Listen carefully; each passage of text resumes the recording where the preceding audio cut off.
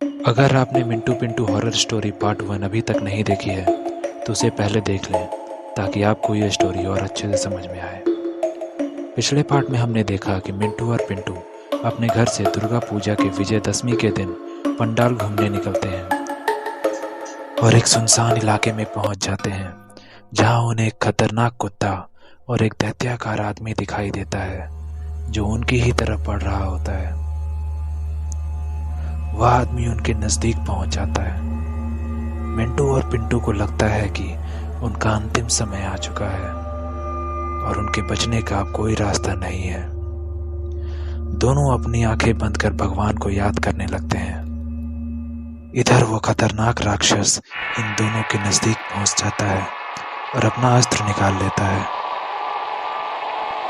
वह इन दोनों पर हमला कर देता है, पर अचानक कहीं दूर से ढोल, शंख और घंटे की आवाज सुनाई देती है, जिससे राक्षस को बहुत परेशानी होने लगती है। यह शुभ ध्वनि सुनकर राक्षस के शरीर में कंपन होने लगता है।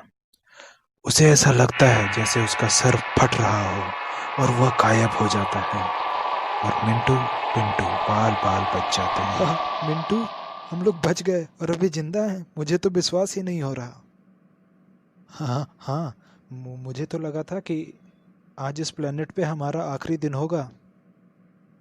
वो सब छोड़ और ये सोच कि इस राक्षस ने हमें जिंदा कैसे छोड़ा। अरे, आज विजयदशमी है ना।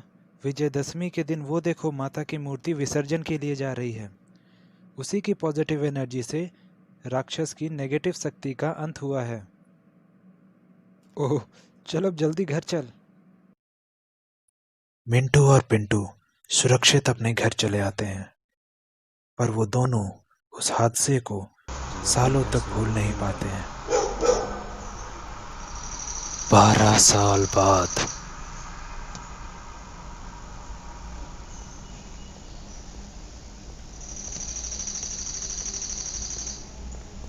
मिंटू शाम को पिंटू से मिलने उसके घर आता है। हेलो पिंटू, कैसे हो? हाँ मिंटू, पता है कल रात मैंने फिर से उसी भूत को अपने सपने में देखा। हाँ पिंटू, उस घटना को आज पूरे 12 साल हो चुके हैं, पर हमें आज तक ये समझ में ही नहीं आया कि उस रात हमारे साथ क्या हुआ और हमने क्या देखा।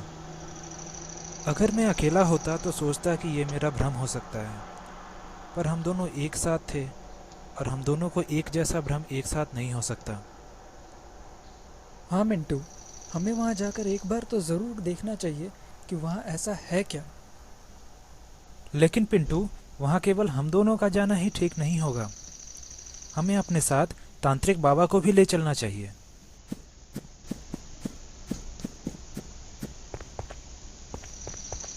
यह सोचकर मिंटू और पिंटू अपनी कार में बैठकर तांत्रिक बाबा के पास पहुंच जाते हैं। बाबा उस समय ध्यान मग्न होते हैं। ओम प्रीम प्रणाम भ्रूम भ्राम स्वाहा। आओ मिंटू पिंटू आओ, कहो कैसे आना हुआ? प्रणाम बाबा जी। आपको कैसे पता कि हमारा नाम मिंटू पिंटू है? वैसे अगर आपको ये पता है तो आपको सारी समस्या की भी जानकारी होगी। हा, मुझे सब पता है। और उस रात तुम्हारा भाग्य प्रबल था कि तुम दोनों बाल बाल बच गए। बाबा, हमें आपकी सहायता चाहिए, कृपया हमारे साथ चलें। ठीक है, मैं तुम्हारी सहायता करूंगा। चलो मुझे उस जगह पर ले चलो।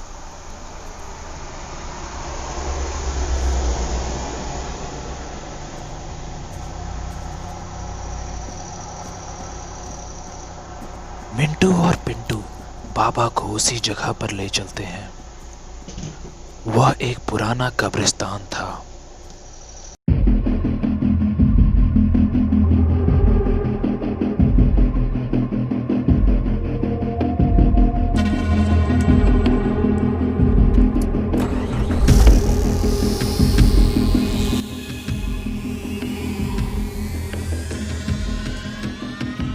बाबा जी, यही वह स्थान है जहाँ पर उस दिन हमारे साथ वह हादसा हुआ था। मुझे भी यहाँ नकारात्मक शक्तियों का आभास हो रहा है। आओ मेरे साथ। बाबा कब्रिस्तान के अंदर प्रवेश कर जाते हैं।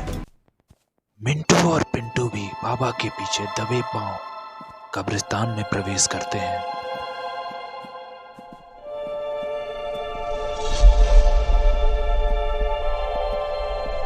बाबा के कहे अनुसार तीनों एक पेड़ के पीछे छिपकर कुछ देर इंतजार करते हैं। कुछ देर बाद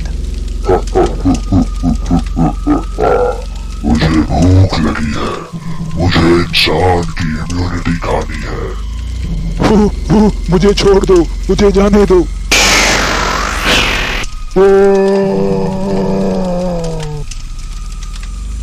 सावधान शैतान, उसे जाने दे, अन्यथा अपनी मृत्यु का वर्ण कर।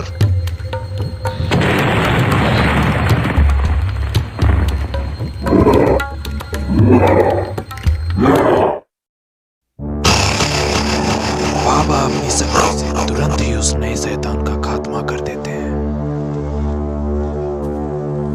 बाबा और शैतान दोनों एक दूसरे की ओर बढ़ते हैं।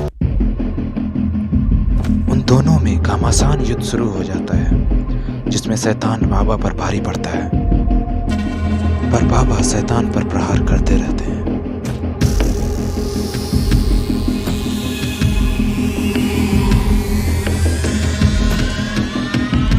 और उस शैतान को धूल चटा देते हैं।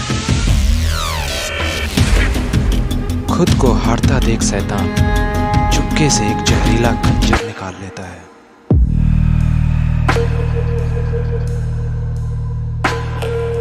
और अचानक टेलीपोर्ट होकर वह जहरीला खंजर वह बाबा को मार देता है, जिससे बाबा अचेत होकर गिर जाते हैं।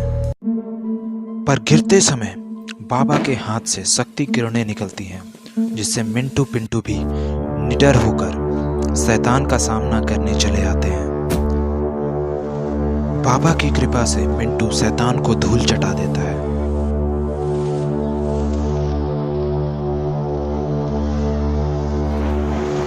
तब तक बाबा भी अपनी चेतना में वापस आ जाते हैं। खुद को हारता देख शैतान अपने जैसे अनेक शैतानों की सेना प्रकट कर लेता है।